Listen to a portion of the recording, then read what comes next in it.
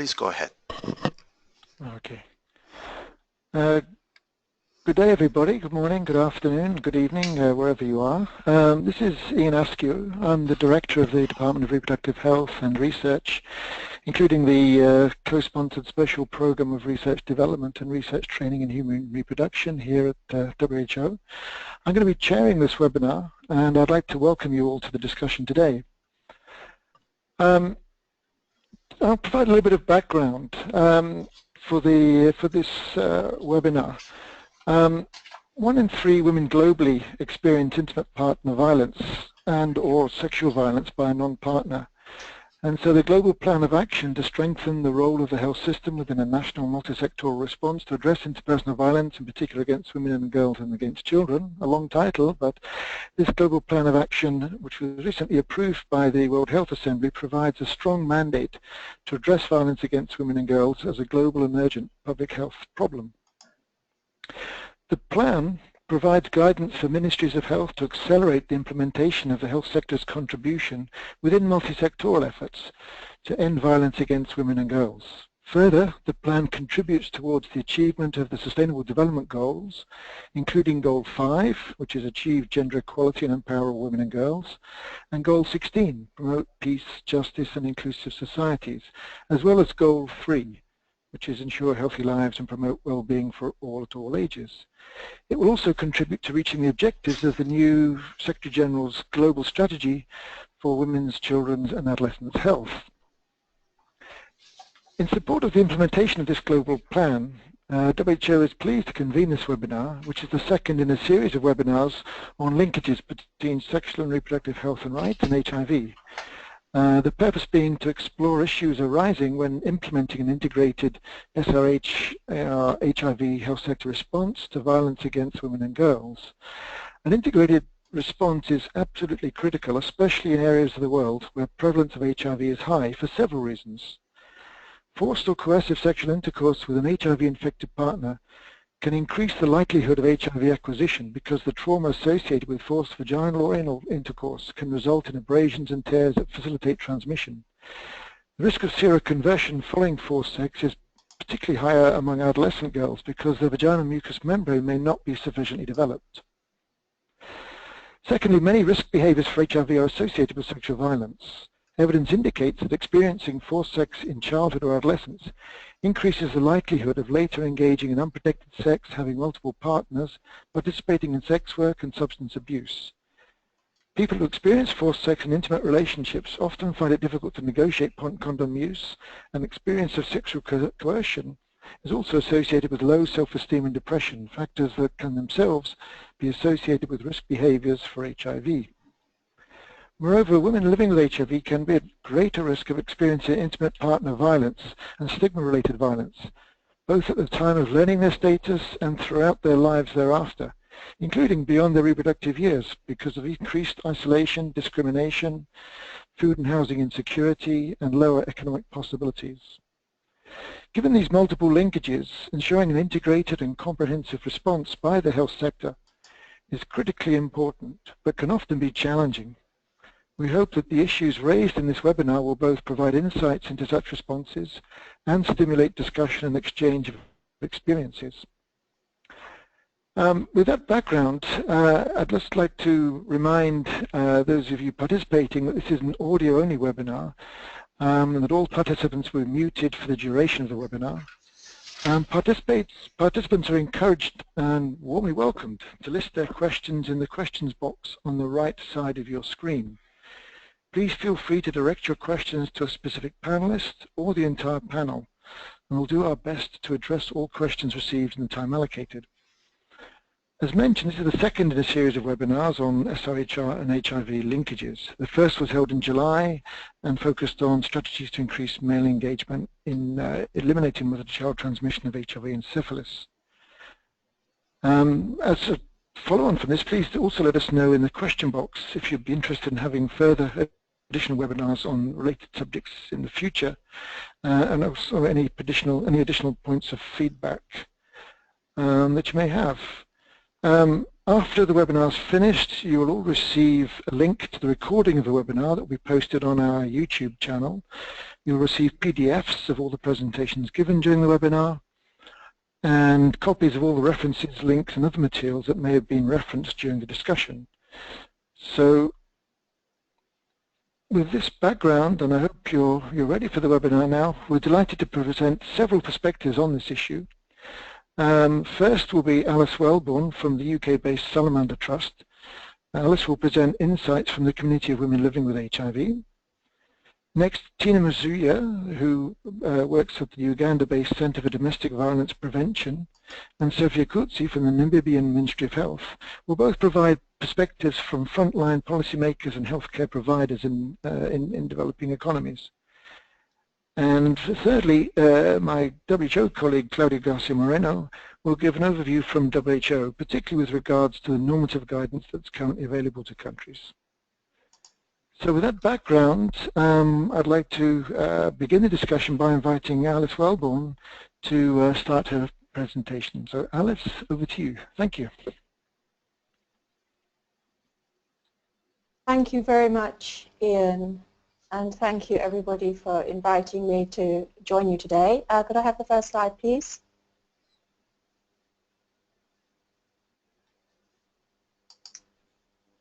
So I'm going to be sharing with you all today some findings on violence against women living with HIV from a global survey which we conducted in 2014.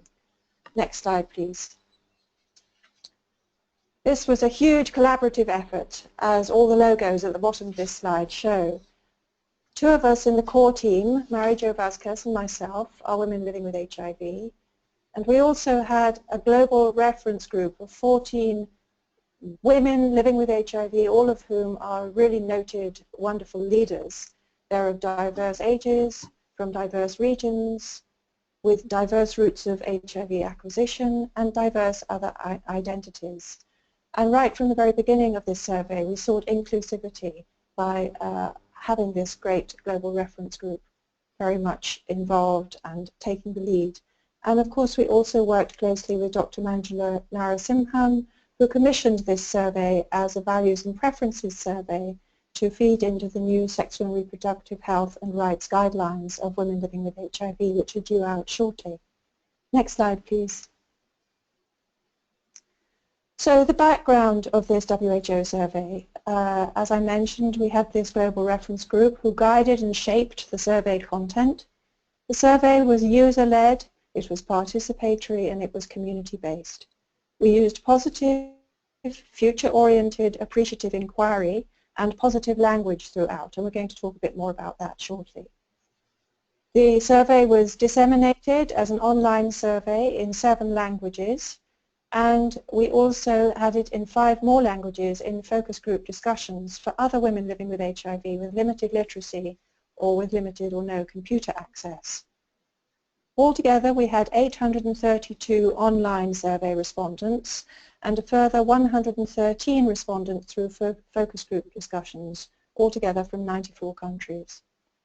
The respondents were aged 15 to 72 and were all women living with HIV in all their diversities. And this was the largest global survey of women living with HIV to date. Next slide, please. So a few more words about the process. I mentioned the importance of appreciative inquiry and positive future-oriented approach to work. Surveys themselves can be violent. The questions can often re-traumatize women, reminding them of their darkest days. And so we were very careful to observe the WHO ethical guidelines on research with women who've experienced domestic violence, and also ethical guidelines which we produced as the International Community of Women Living with HIV 12 years ago. So this quote which we received from one of our respondents was very important to us because it helped us appreciate that we had done what we had set out to do in making sure that this was a survey which was supportive and wasn't re-traumatizing women.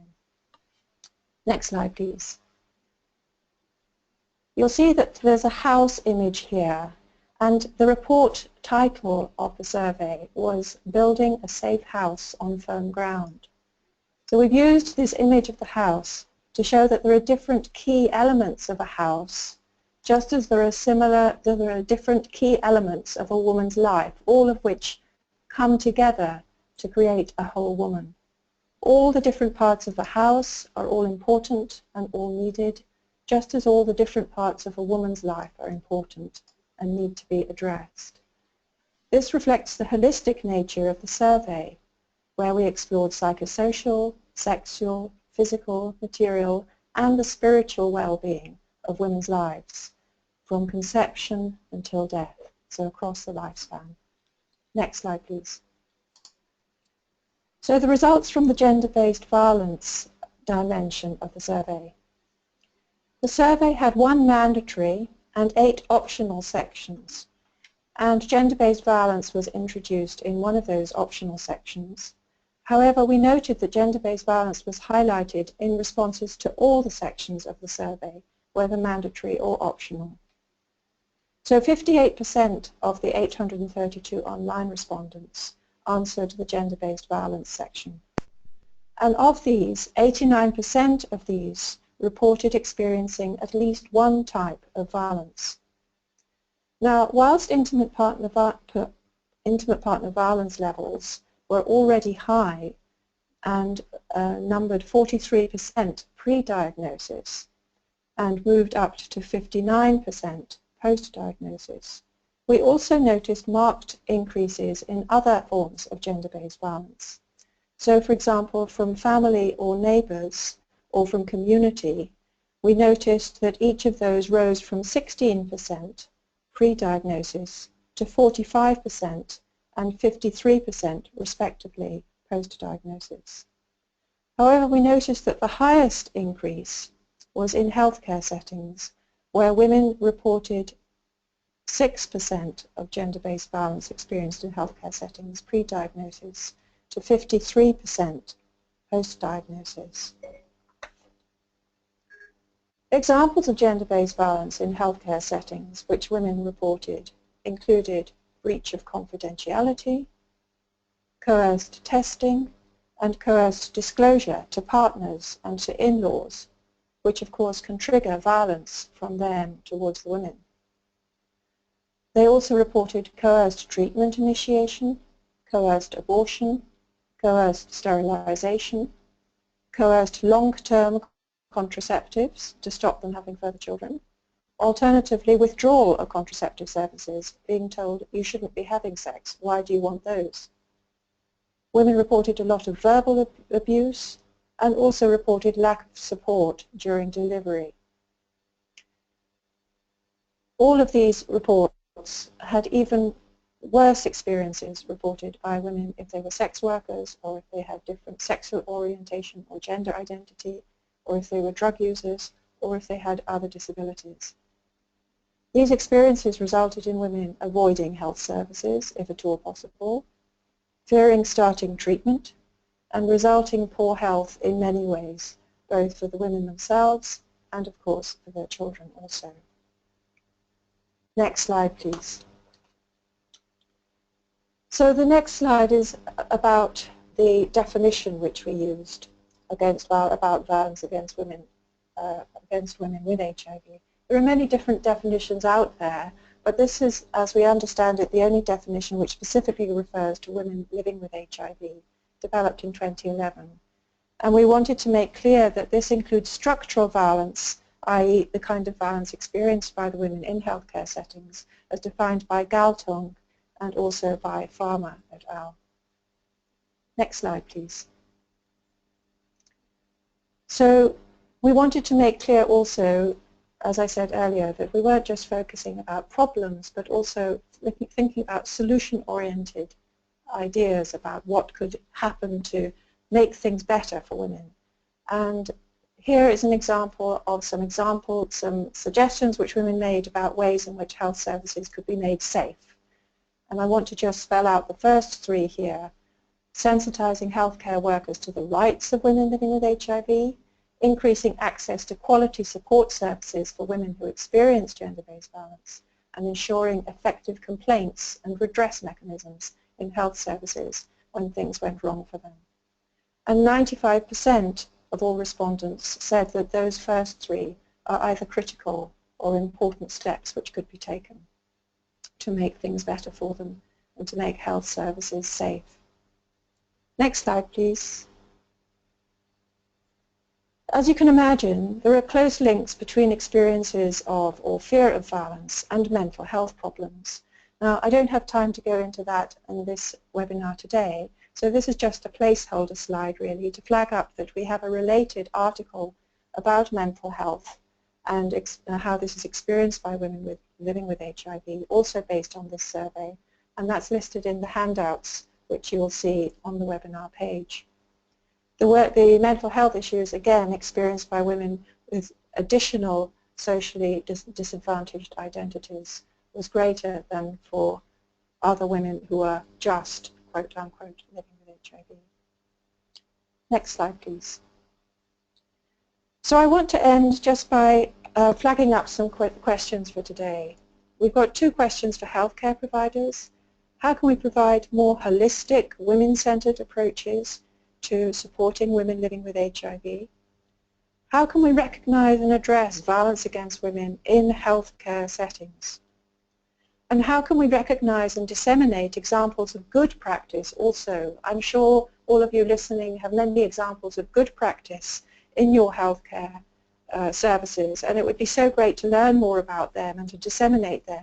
I've just flagged up two here, one from Uganda and one from the UK, but I'm sure there are many more, and it would be so great to learn from you about them and share them and disseminate them so that they can become the norm. Then I also have two questions for donors and policymakers. How to promote joined-up thinking across all of the different services, not just healthcare services, and how to promote coordinated strategies and action beyond the clinic door. So the work we women living with HIV are already doing in our communities connects reciprocally with similar activities in healthcare settings so that we can all learn and share from and collaborate with each other to make women's lives safe, both at home, in their communities, and in healthcare settings and across their lives. Thank you.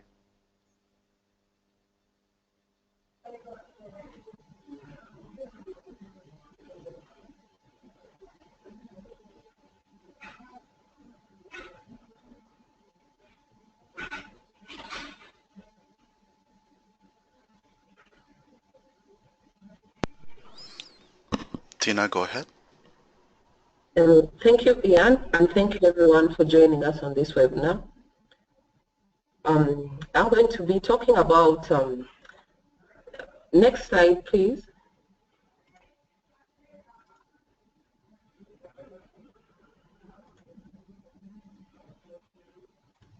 Hi Ian, can I have, I'm going to be talking about the discussion of the power disparities at the core of violence against women and the review of relevant science on how to address this as a key way to prevention strategies. Next slide, please.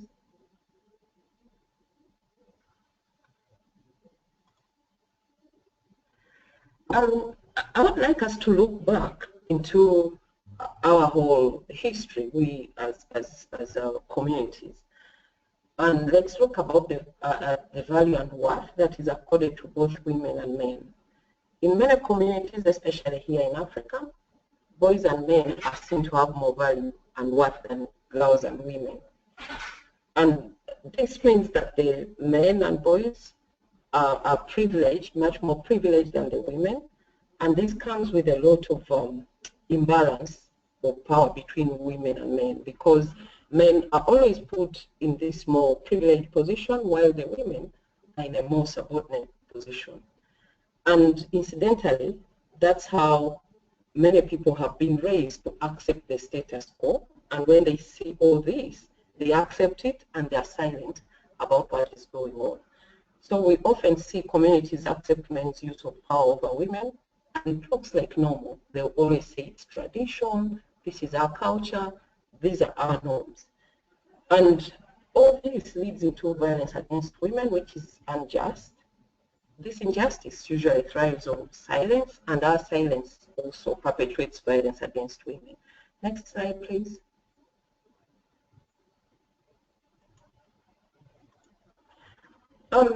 If, for example, one questioned you, who is more valuable and worthy, a woman or a man?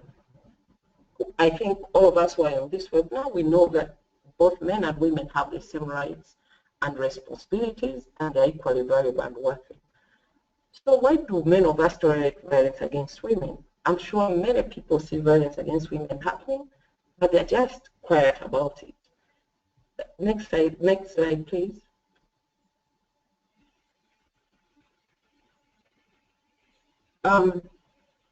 Let's go back into the history of power. In childhood, we learned that men are more valuable and worthy than women, and we also learned that women have less power than men. We also learned that men should use their power over women and control them with violence. And because we've kind of nurtured the acceptability of men's use of power over women, we find that this is the driving force behind violence against women, because it brings about the power imbalance between men and women. And of course, there are other contributing factors to violence against, to occurrence of violence against women, but this is the root cause of all the violence against women. And therefore, many of us tolerate violence against women and remain silent when it happens. But this silence is hurting us. Next slide, please.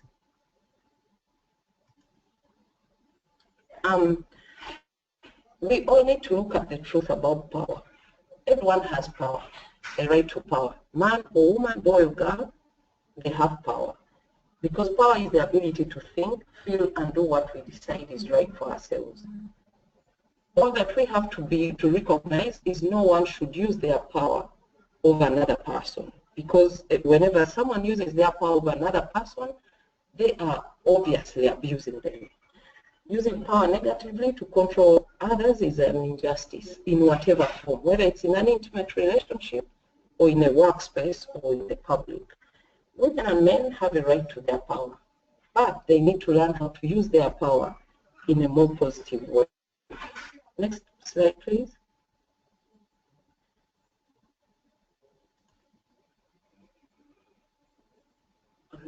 Can I have the next slide, please?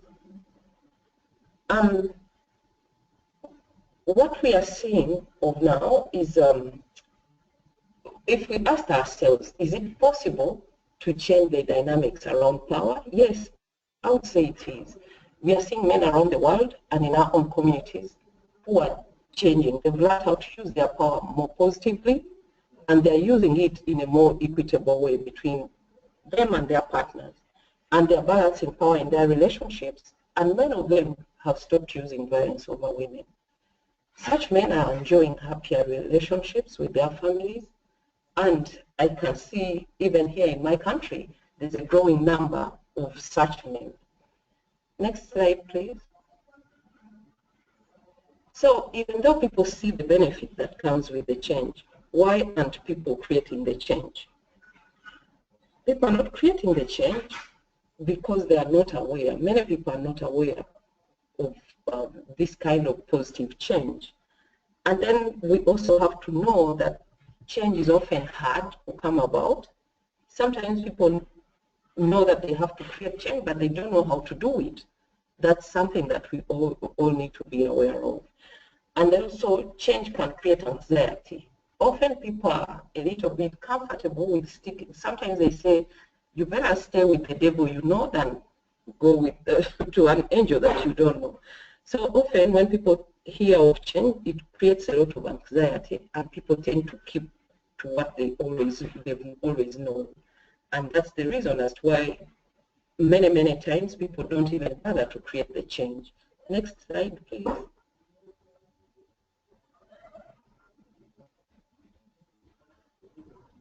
Next slide. So if we want to create change, we have to understand that the first step for inspiring change is to help others realize why change is necessary.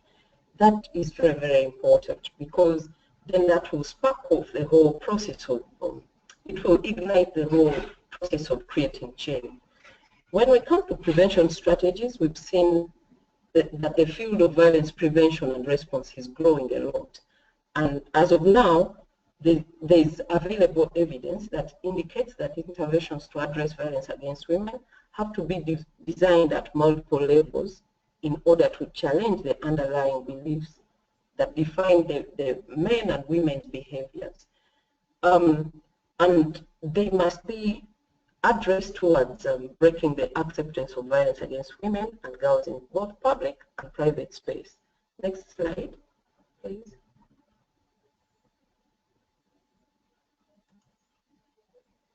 Next slide, please.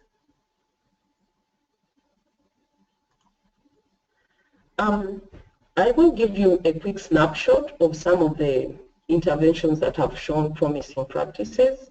These ones include, the first category is of gender transformative programming. These are very, very important in effecting changes in the attitudes, beliefs, behaviors, and norms and practices of men and women. Remember that people come to wherever they are with their life histories and belief system. Such programming helps break social acceptance of violence against women. One such program is called SASA, which was developed by Raising Voices and implemented by the Center for Domestic Violence Prevention here in Uganda. I share the reference material with you. You'll be able to read, and if you haven't yet read about that, to see the kind of changes that it brings. Then, of course, there are also women's economic empowerment programs that need to integrate participatory training on understanding gender, HIV, domestic violence, and sexuality to activities of an existing group that is lending or a savings scheme. Such programs include IMAGE, which was implemented in South Africa. It showed very positive results, and it's currently being replicated in Tanzania and other communities.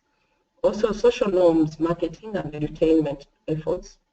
These ones include creative use of media and entertainment culture, together with strategies to encourage dialogue to reinforce social change messages at a community level. Such programs include Soul City in South Africa and Breakthrough in India. And the last one is a category of interventions that also work to address alcohol abuse. These need to integrate programming related to harmful alcohol use into ongoing work on men's sexual and reproductive health. Key programs include Rishita project in India. Thank you. That's all I had for you this afternoon.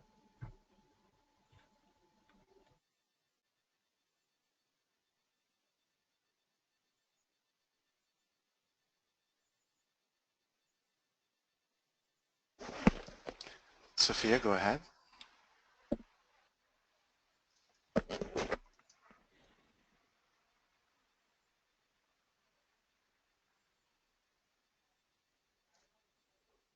Hello, Sophia. Are you connected?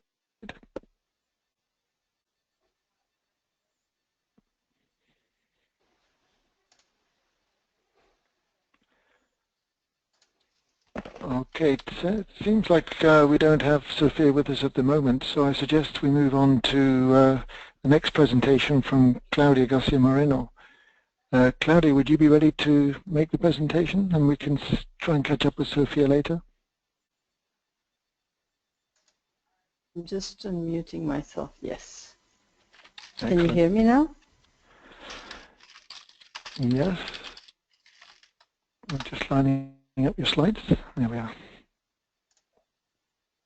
Okay, so good morning, everybody. Good afternoon. Thank you for joining us. So I'm going to share with you a little bit about some of the work that WHO has been doing.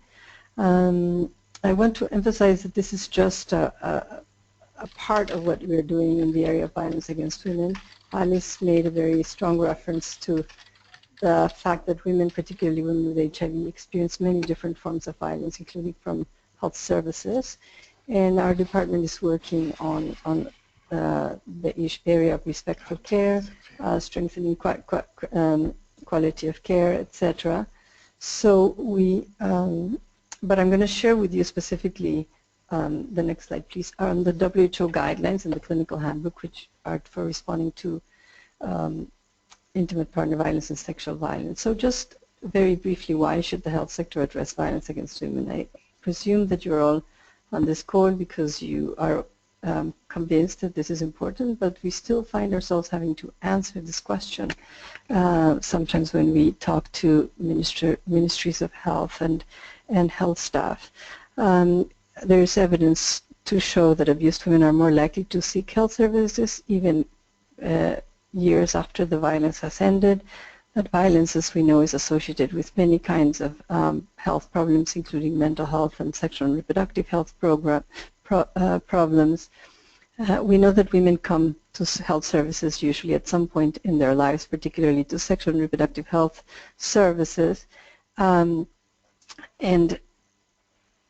if health workers were able to identify a history of violence, they would be able to provide better care, identifying women in danger before the violence escalates, reducing negative health outcomes, reducing recurrence, assisting survivors to access help or to connect with other services, and in general contributing to the improvement of sexual and reproductive health and HIV outcomes, as well as, of course, the human rights imperative of providing the highest standard of care.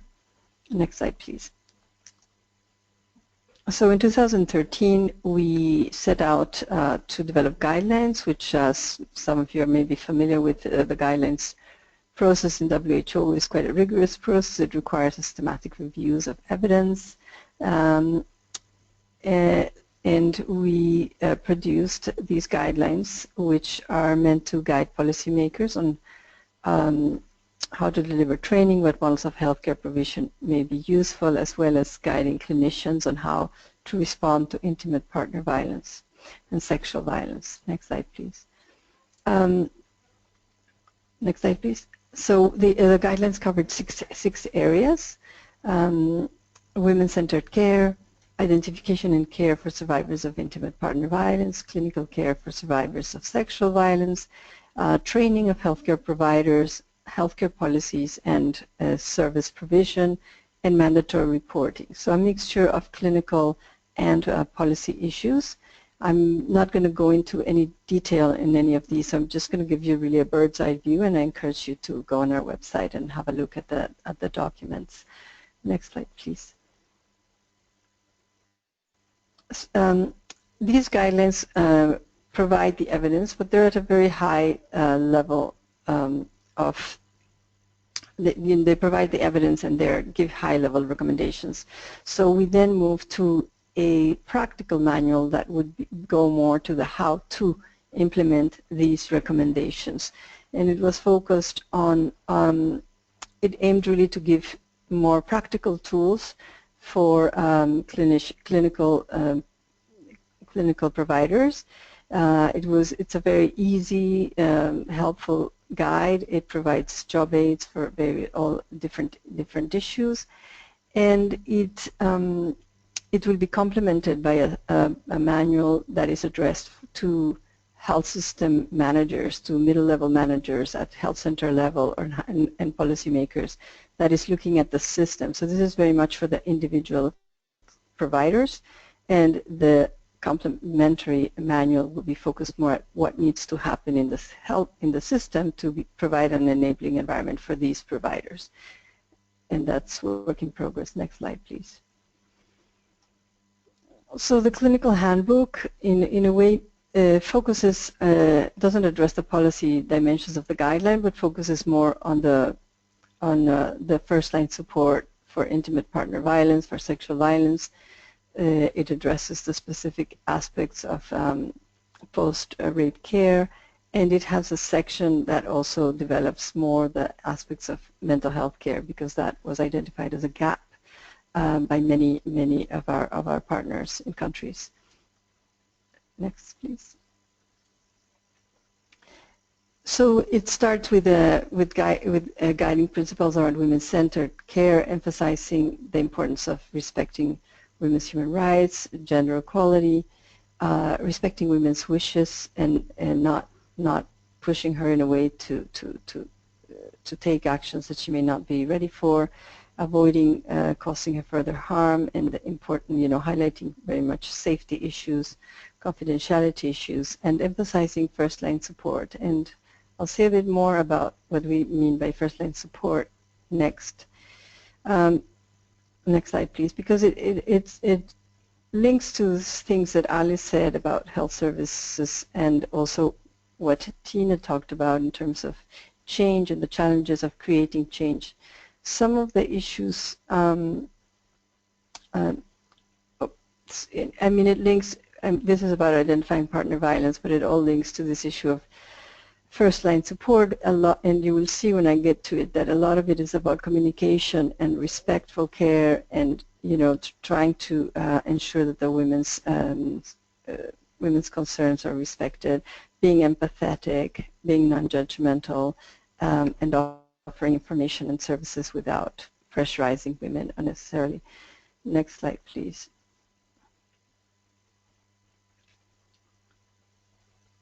So it's about responding to not just the physical concerns, but also the emotional, the safety, and the support needs.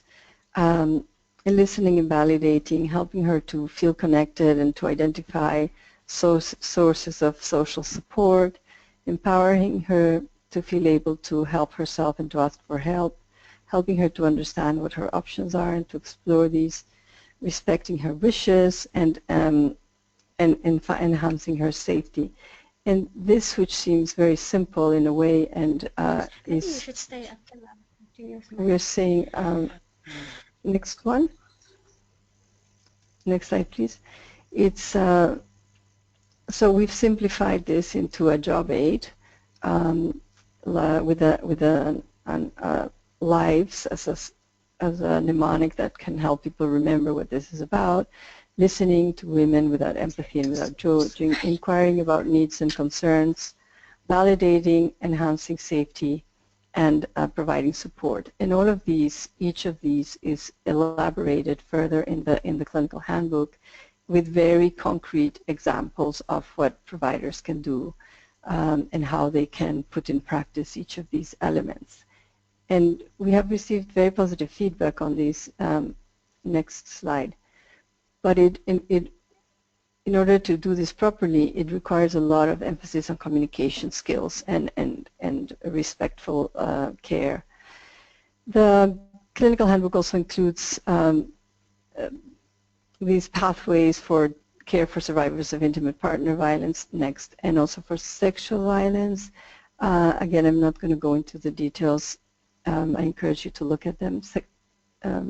Yeah, it sort of walks you through what are the different situations. If women come within 72 hours, of course, there's particularly important to pay attention to PEP and emergency contraception within 150 days.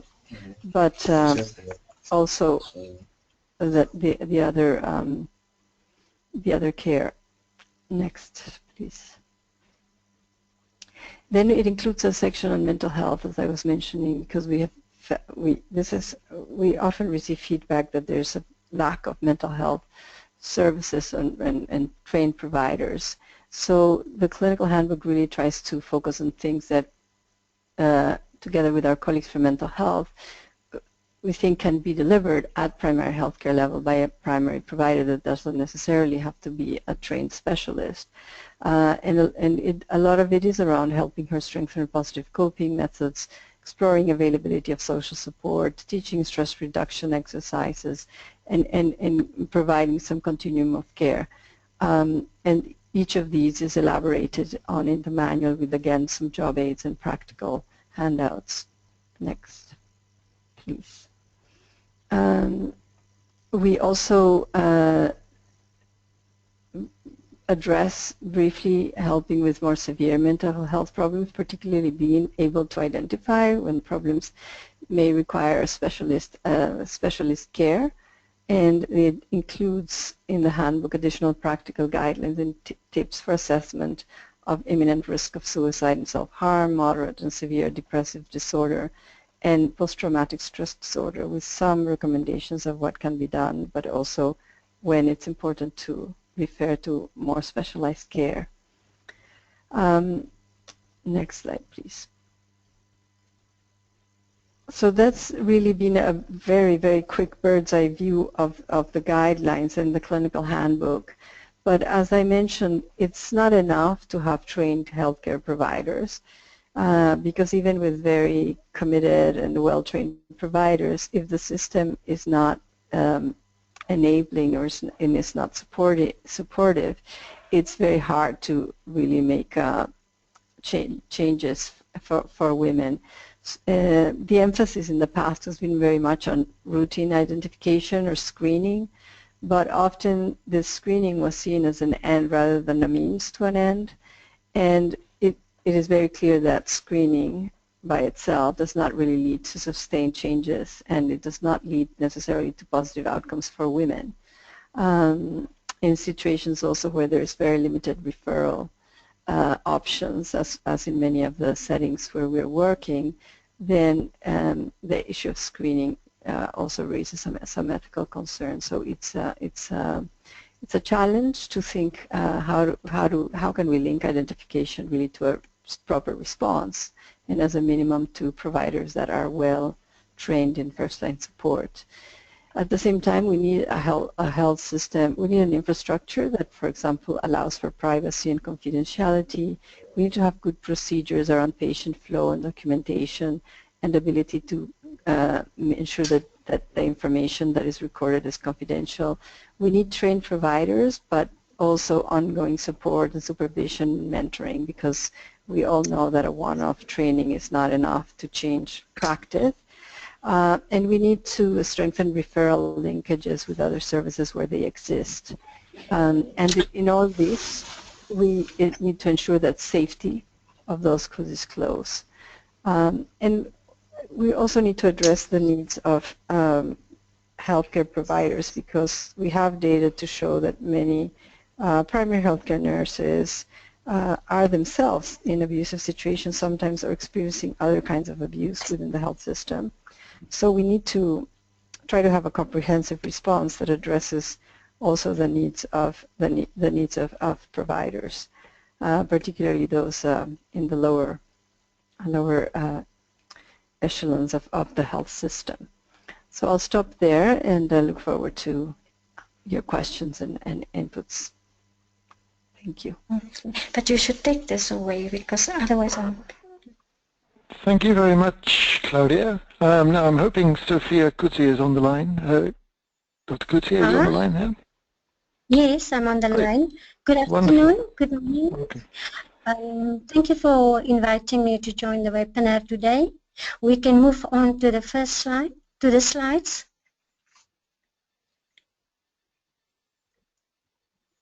We can move on to the slides.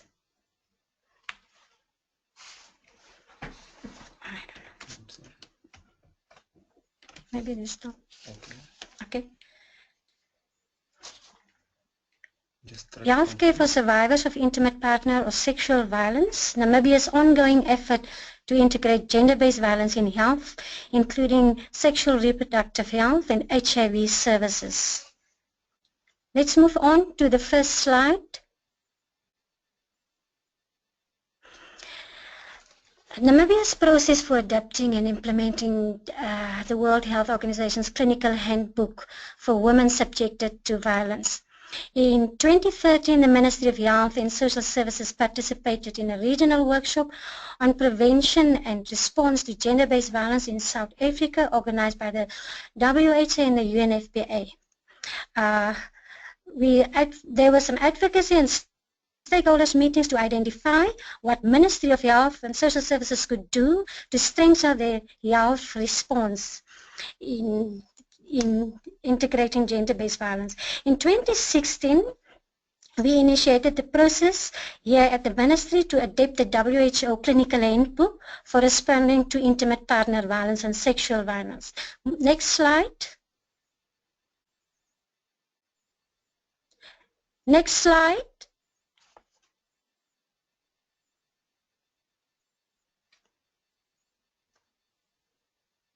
Next slide, please.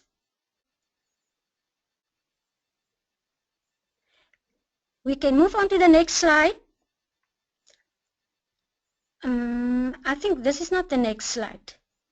Steps for adapting and we have taken steps for adapting and implementing the handbook were as follows. We had some national stakeholders meeting to identify the needs and gaps of the national efforts on violence against women. We have introduced the clinical handbook. We identify context of specific issues. We established a core group. There were core groups meetings to review national protocols and training materials on violence against women. Also to examine how the clinical handbook can help strengthening national efforts to address violence against women. To discuss and agree on a work plan. To provide feedback on the clinical handbook. And then we also look at to translate the clinical handbook if so needed. There were some baseline questionnaires and endline questionnaires for training of trainers and healthcare to women subjected to violence. The training provide feedback on the clinical handbook. Training of the healthcare providers and healthcare will also included in the baseline questionnaires. There's also trainings to take. There's also trainings in the endline questionnaires. Workshops to assess progress. Different workshops will be held to identify measures to address the logistics and operational challenges identified. Discuss about how to improve the clinical handbook and make it more useful to the country's needs. We agreed about the way forward on national efforts to address violence against women and opportunities for support from WHO. Next slide, please. Next slide, please. We can move on to the next slide.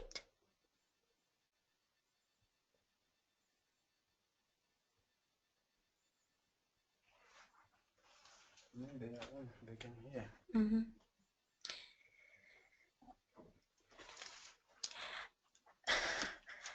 There are collaborations between the Ministry of Health, the WHO and the UNFPA. In March 2016, there was a national consultative meeting and all regional health directors, chief medical officers, senior medical officers and hospital superintendents were together. We had some site visits conducted to certain health facilities like the Katatura State Hospital, the Epako Clinic, the Okonkolo Health Center, Ocho State Hospital and the Tapi State Hospital, is to familiarize ourselves with how they are currently dealing with the matter and to see how we can adapt the clinical handbook. Next slide, please.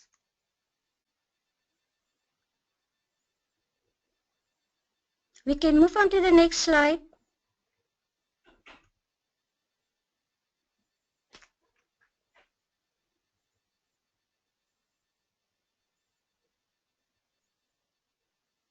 Next slide.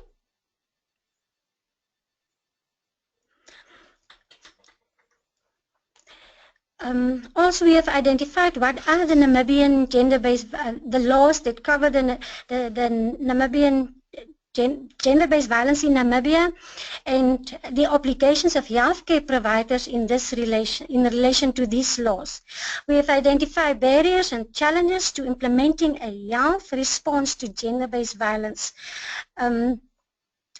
We have come up with a work plan developed to implement the Namibian adapted clinical handbook and to monitor and evaluate the implementation.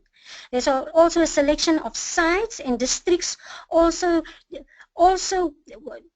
devoted with the UNFPA sexual reproductive health and HIV/AIDS linkages project to encourage integration of gender-based violence in these services. The UNFPA sexual reproductive health and HIV/AIDS linkages include also the Ipako Clinic, the Okonkolo Health Center, the Commersdal Clinic. We also look at the barriers that we have and challenges that we have experienced are as follows.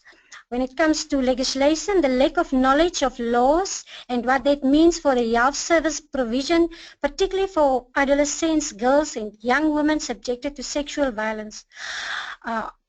also, while abortion laws allows abortion in the case of rape, knowledge of the law and availability of services is very limited.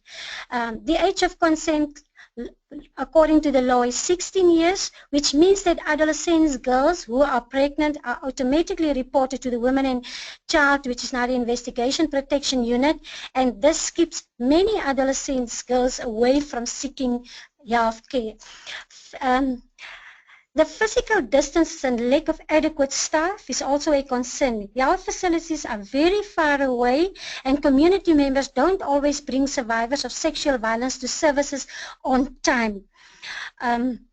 Most of survivors brought to the gender-based investigation units that are not available everywhere and not staffed with health workers, so survivors have to wait until health workers are free from hospitals to come to these units to examine these survivors. Gender-based violence protection units are closed during weekends so that survivors may have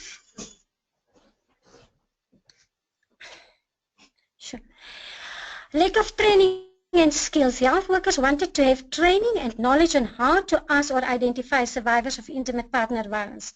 The need for skills in providing psychological support. Very few trained mental health specialists are available in Namibia. Most health providers are seeing survivors of gender-based violence as a forensic case and need to be reorientated to prioritize the healthcare needs of survivors as a primary.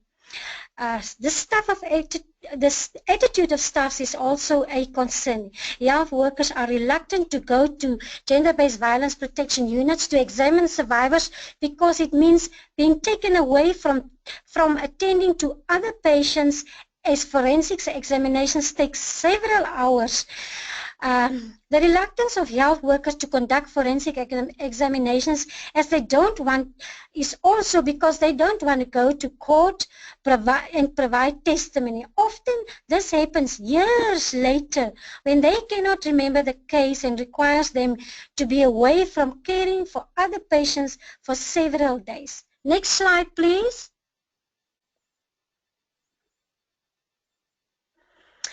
There are also very limited referrals and coordination.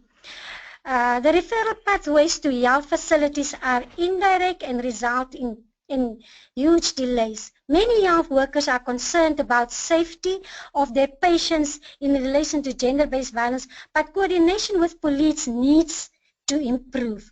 Need to strengthen the multidisciplinary approach to care provisions, including linkages with social workers in the hospitals in order to address survivors' other needs is also important. Very few referrals services are available in the communities. Next slide. The adaptation of the clinical handbook to Namibia. Namibian gender-based violence will include the Namibian gender-based violence definitions as it's in the laws of Namibia. Namibian laws and policies and international human rights obligations will also appear in the clinical handbook.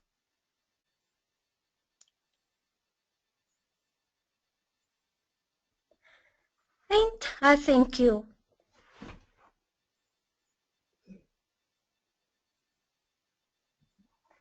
Well, thank you very much, Sophia, and thank you to all four of the presentations. A very interesting set of issues covered from a variety of perspectives. I have in front of me a few questions. So first I have two questions for Alice. The first one, Alice, is from Eda Carijo, and the question is, when it comes to monitoring and evaluation, what indicators are being tracked? Are there best practices that have been documented and shared? And the second question for Alice is from Jonah Carlson, who thanks you for a great presentation and asks, did the analysis disaggregate between adolescents aged 15 to 19 and adult women? And if so, what were some of the specific findings? So Alice, would you like to reply to those, and then I'll move on to some questions for Tina? Thank you. Those are two great questions. So first of all, the monitoring and evaluation indicators and best practices. This is actually a hugely, I think, hugely under-researched area, and Claudia, please do correct me if I'm wrong on this in relation to violence against women living with HIV in healthcare settings. So I would like to suggest that you take a look at the actual survey report that we produced, and also there's a couple of articles in JIS which would lead you to other references. Also, the new guidelines, which we hope are going to be out soon on the sexual and reproductive health and rights of women living with HIV, the Values and Preferences survey which we conducted has been referred to throughout those new guidelines, and so I'm obviously not in a position to say too much about those, but I'm hoping that there will be indicators which will be coming out very clearly in those guidelines, which I think will help us all. In relation to adolescents, 15 to 19-year-olds, of all of the survey respondents, we actually had 70% of, 70 respondents, which was about 7% of all total respondents aged 15 to 25, so a bit of a wider age range than you were asking for, but that's the general figure. There were a number of issues. Obviously, it would be really great to do more research specifically with young women of this age group, because of course issues change as women are in a different stage of their lives. There's actually on page 34 of our survey report, Building a Safe House on Firm Ground, you will see a summary of implications for guidelines writers of issues facing young women living with HIV and girls living with HIV as they grow up.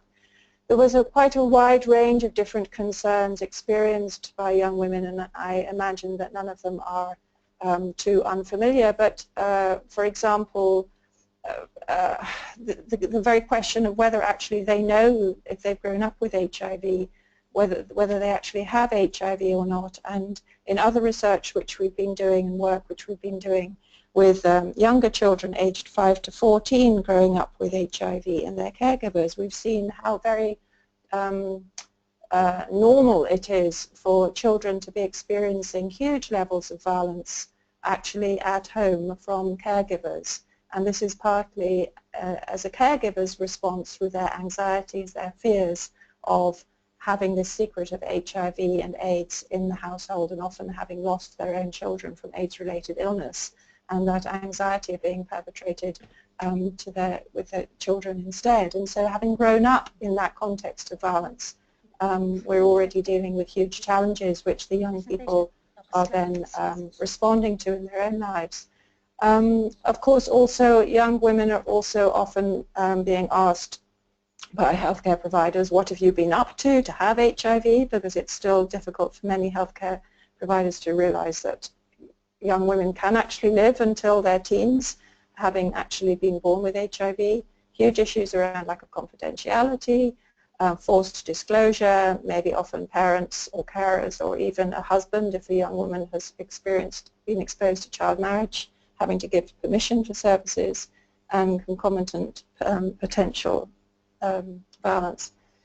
Another story, for instance, young women saying how we don't want to have ARVs because they rattle in our bags, and so then the boyfriend says, well, what's rattling in your bag, and it's impossible to carry our drugs around with us, so we're not going to take our ARVs, especially if we're going over to overnight parties or moving around with our friends. We don't want them to find out what's happening for us in our lives. So I'm sorry I could go on, but I know there are many other questions. But look at page 34 of the report and you'll see some key implications.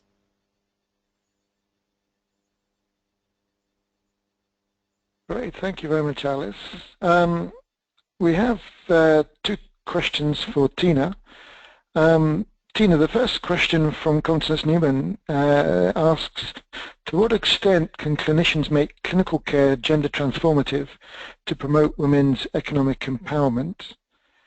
And the second question from Ragadi is, how does one work with clinicians practically? Clinicians often see GBV as a non-clinical issue. So could you answer those two questions? Thank you very much for those questions. What clinicians have to know and what must happen is to also train clinicians on the whole area of violence against women for them to be able to understand the dynamics around it and how it impacts on the health outcomes. Once they understand it from its health perspective, that's very, very important. And the clinicians may not have to necessarily do the economic empowerment, for example, or something else. They need to understand the complexity of violence against women and for them to know their role of service provision, which is very, very important, just as Claudia was explaining what the clinical handbook does. If they can do that, then their intervention is being really gender sensitive. And if they use that clinical handbook, then they'll be able to know that they cannot address violence against women themselves alone. They need to partner with other organizations that are already doing this work and having entry points on either economic empowerment, gender transformative approaches, and things like that. So they have to closely work with other civil society organizations or government departments that are already working on this area. And one of their key roles, apart from direct service provision, is referring these cases to other places as well.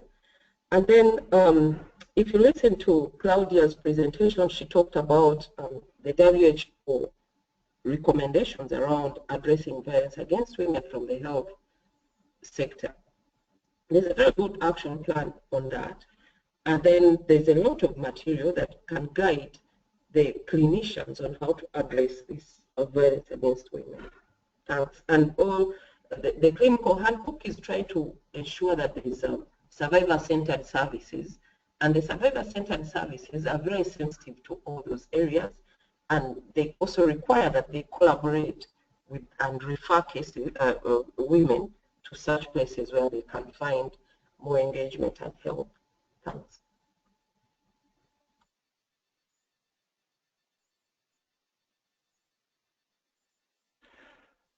Okay, thanks very much, Tina. Claudia, we have two questions for you. First of all, does the handbook provide any guidance on how to identify and respond to potential violence against the child or children in the household of survivors? Sorry, so it's one question asked twice. Sorry, that's the question for you, Claudia.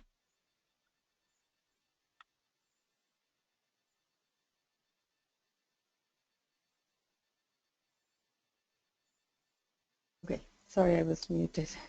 Thank you for the question. No, the clinical handbook does not provide guidance on what to do with children. That's already been identified as a gap, and we hope to add something in the next iteration of the handbook. The clinical guidelines do include a recommendation based on a systematic review that psychotherapeutic interventions either for the child alone or the child with the mother have been shown to be effective. The challenge is that from a recent systematic review done by a group in the UK that looked also at the cost of each of these interventions. They are extremely expensive and very hard to implement in low-resource settings because they're based on the availability of highly trained specialized providers. So there is a gap in terms of what concrete recommendations we can make because the evidence so far is limited.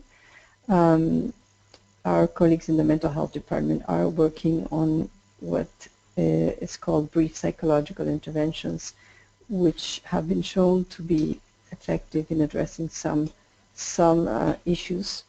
And so we hope that with this ongoing work to develop simplified psychological interventions, we will have more to say in the coming years. But at the moment, the evidence is for these highly costly responses. But I will just add that it's an area that we are looking at. We are concerned about it because clearly from the prevention perspective, it's very important to address these the children of women who are experiencing violence. We know that there's a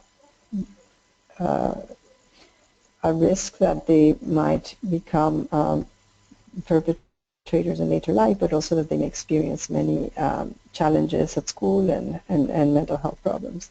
So we are looking into what kind of interventions might be recommended that are feasible and that are affordable in low and middle income settings. Hi, Claudia, can you stay on the line, because while you're speaking, two more questions came in, both I think from the same person. The first one, you mentioned the issue of when to roll out screening and availability of services for women. So the two questions are, what would you say is the minimum requirement in terms of available GBV services before a country or city begins screening? For example, frontline support is often listed as a key service, yet it includes screening, safety planning and referrals. And secondly, what is the role of the non-public health community in terms of crafting a GBV response? For example, GBV forensics has to be developed with justice and legal sectors, yet that is not always the case. So how do we ensure a response to GBV that is broad and addresses survivors' full needs? So could you go for those two? Yes. So in the guidelines, we do elaborate on what are the minimum requirements for asking. And they include being able to provide a private setting and to ensure confidentiality, having providers that are trained on how to ask and how to provide a first line, a minimum response or beyond, having a protocol or standard operating procedures, and having a referral system in place. So those are the five things that we have identified.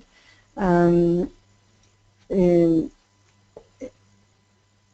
I mean, the issue of how to identify is a debate.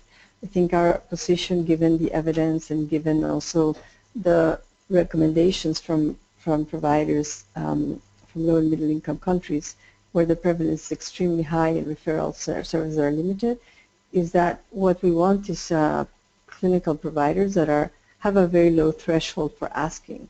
So we need to train people to know when to ask, to know when to suspect, and to have a low threshold for asking, but also then to be able to know what to do, because asking without a response doesn't really, it doesn't take us very far.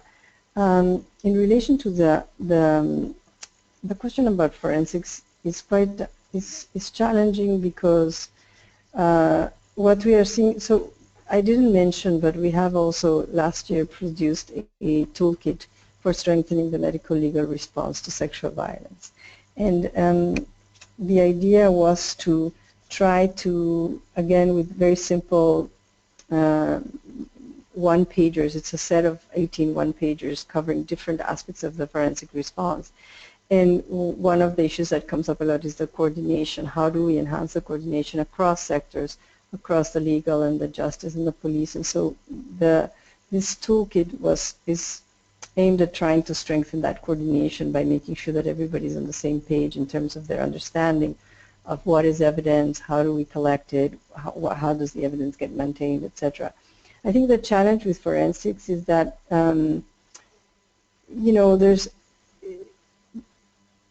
a full forensic examination really does require somebody who's specialized and who knows how to do it, and it's a traumatic, it's a long exam. It requires expertise. It requires a certain number of exams to be able to get to gain good skills on it under supervision.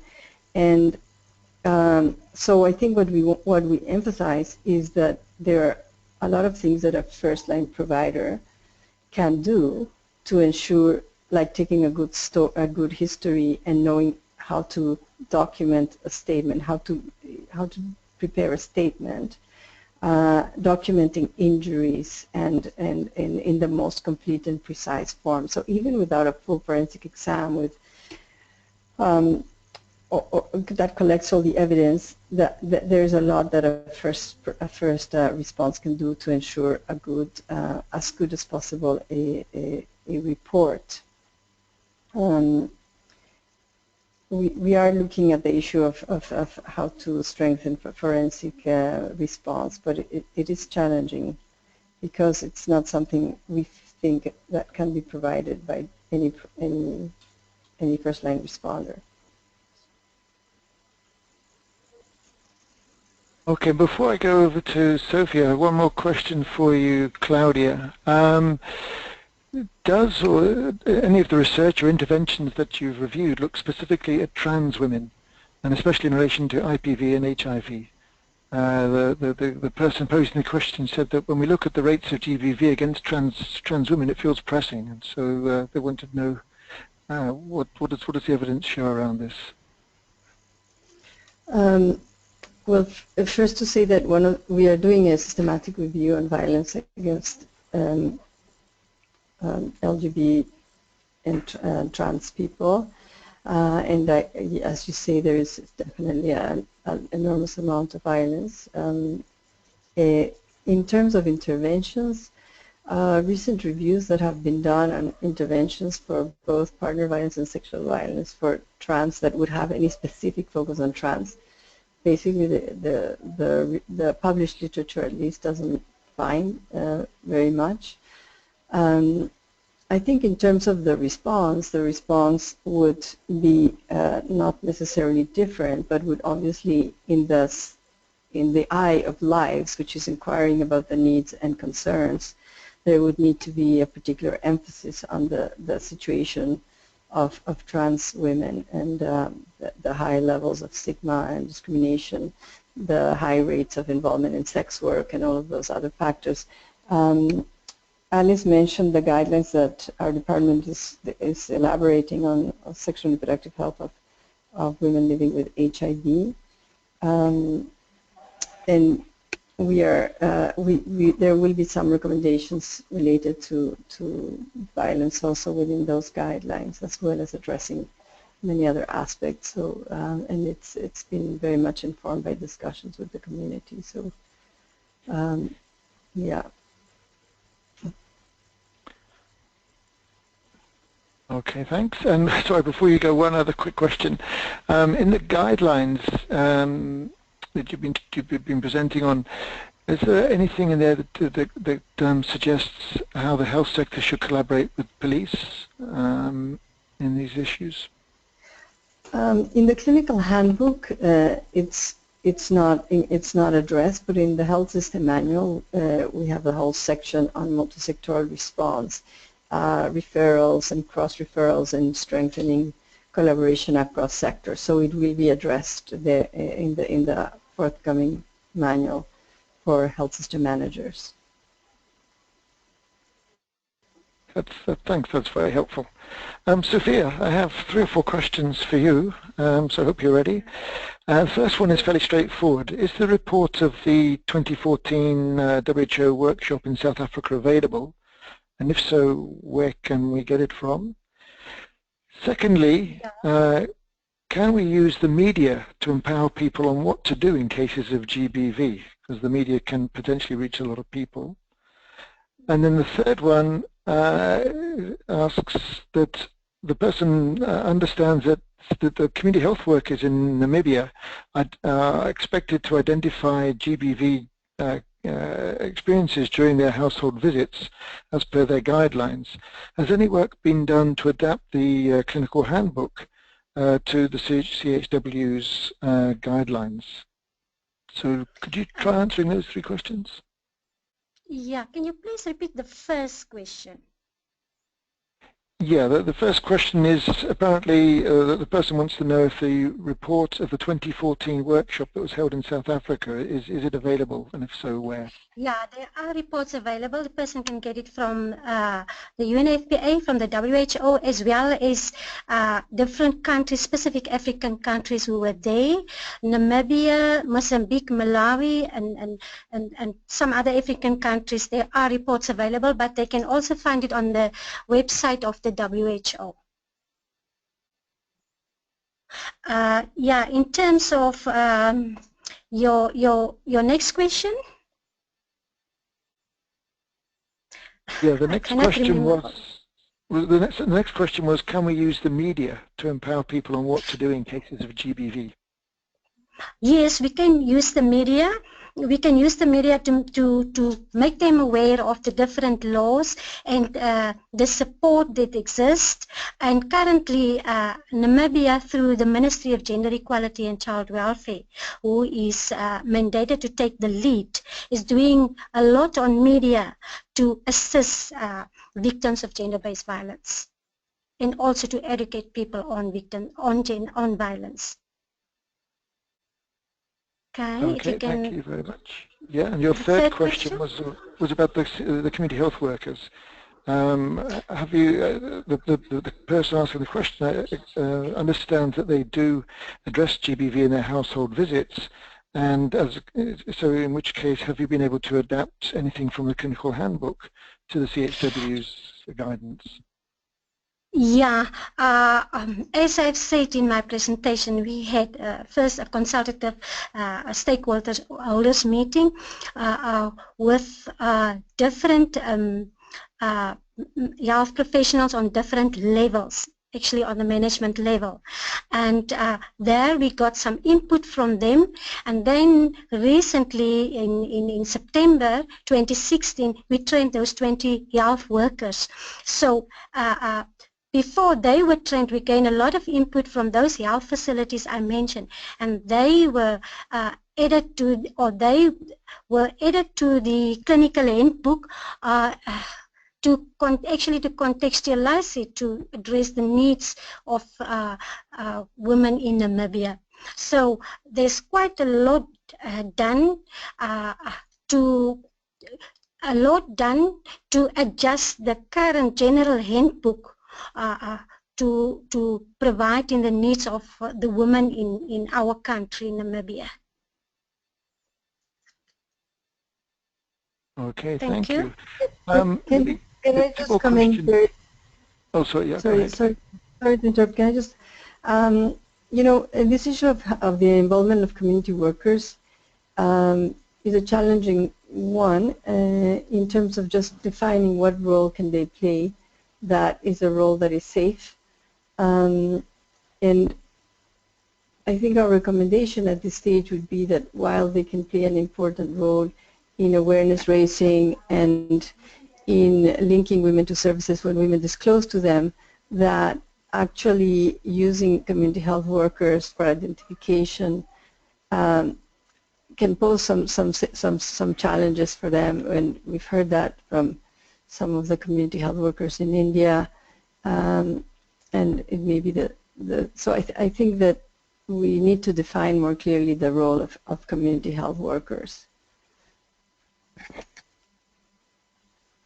Okay, thanks, Claudia. The next question is for both Sophia and Tina. So, Tina, if you're listening as well, what strategies did you find effective to reduce just the ordinary health personnel's resistance to addressing an IPV, maybe because they fear reprisals from perpetrators or they don't want to get involved with the justice sector?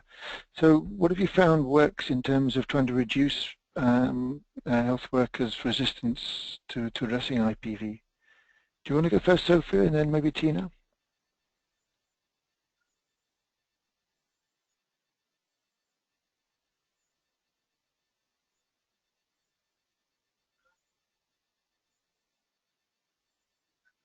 Come again?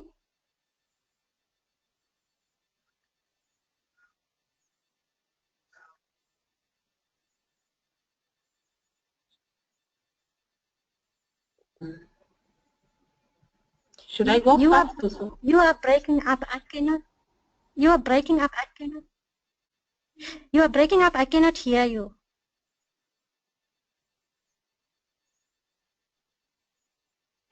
Can I go first? Maybe Sophie will add something. Yeah, please, if you can go first, and then Sophie can come afterwards. Yep, thanks.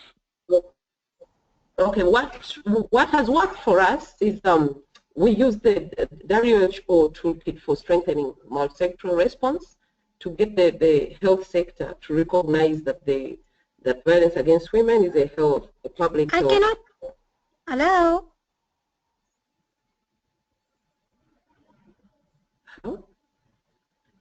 Please continue, Tina. Because here in my country, something that is said by WHO is really respected, so we used that, and on top of that, the healthcare workers learned that their role is not about going to mediate or handle issues with the perpetrators. No, their role is more of service provision and also being able to connect these people, the survivors, to other sources if they need that kind of service. And most importantly, we had the police form reviewed, whereby if the healthcare workers feel improperly, they are not required to go and testify in court. And we also worked with the health sector to get them trained about how to present themselves in court if need be. So that kind of addressed the phobia that they have about getting mixed up in the justice sector. And then, of course, most importantly, we now have laws that have been passed, and they directly address many cases of violence against women, and they articulate what the role of the healthcare workers is. So it's like a mandate for them. Thanks. Okay, thank you. Tina, are you able to answer that question? Sorry, Sophia, would you be able to answer that question?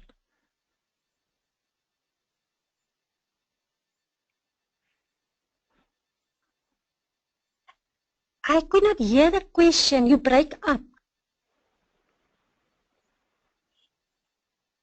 I could not hear the question. You break up. I can hardly hear you. I'm sorry about that. Yeah, hello? Hello? Yeah, I'm sorry. Hello? I couldn't hear the question very well.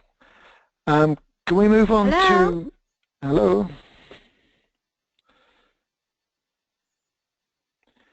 Let me move on to a question for the panel as a whole, because people's lines are breaking up a bit. We have another 5 minutes or so to go. Does anyone have any experiences about good practices for addressing GBV in the context of conflict settings? And if so, could they share them? So does anyone on the panel want to address that question?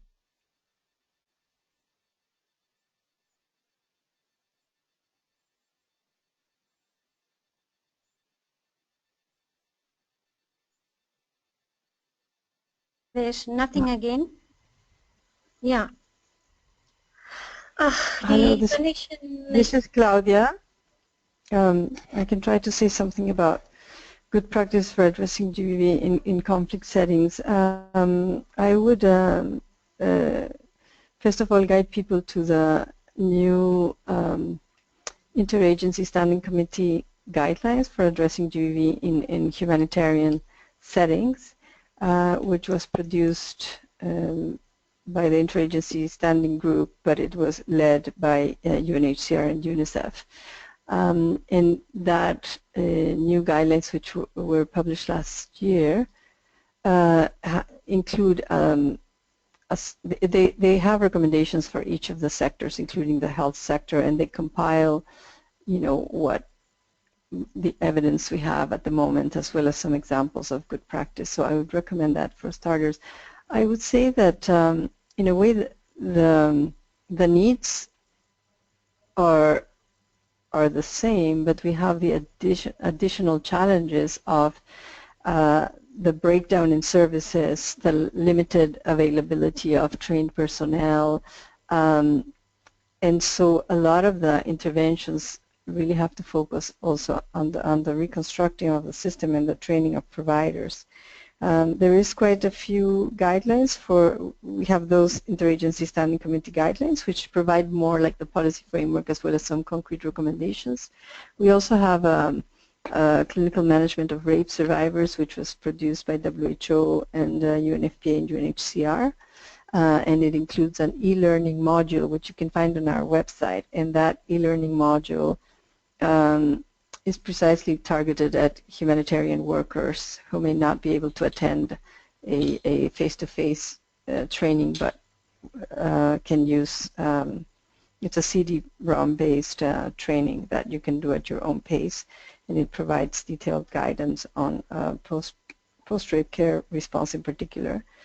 And there's now also a growing recognition that although the focus has been very much on sexual violence, that even at the height of conflict or humanitarian settings, the prevalence of partner violence and just the ongoing violence that women experience is there and may even be exacerbated due to the lack of social controls, etc. So there's a growing focus on expanding from sexual violence to really include also looking at violence both against children and against women in households. And I think the evidence in terms of what works is building. There's several IRC publications also that address this, so I would recommend looking at those.